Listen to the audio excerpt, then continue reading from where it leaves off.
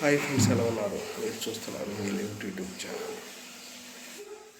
ఈ మధ్య బీఫామ్ పట్టాలు ఇళ్ల స్థలాలకు కానీ డీఫామ్ పట్టా ఇళ్ల స్థలాలకు కానీ వాళ్ళందరికీ కూడా సర్వే చేయించాలంటే సర్వే అప్లికేషన్ మన ఈ సేవలో కట్టాలి.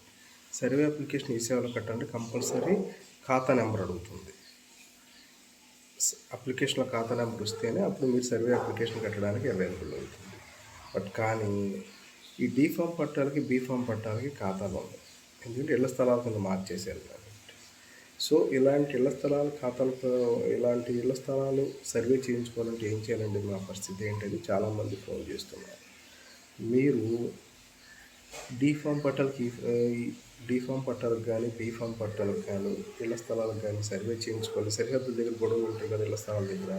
మేము సర్వే చేయించుకోవాలి అనుకున్నప్పుడు కనుక మీరు ఏం చేస్తారంటే, మీరు సాధ్యమైనంత వరకు ఒక మీ బీఫామ్ పట్టా తీసుకొని జిరాక్స్ తీసుకొని అర్జీ రాయండి.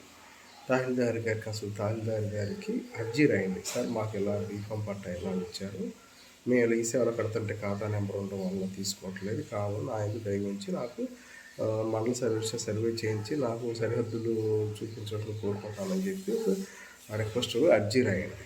సో అర్జీ రాస్తే మీకు అప్పుడు కంపల్సరీ సర్వేయర్ గారు ఎవరైతే ఉంటారో అక్కడ మండల కాన్స్టేబుల్ సర్వేయర్ గారు దానికి అప్లికేషన్ ఫార్వర్డ్ చేస్తారు.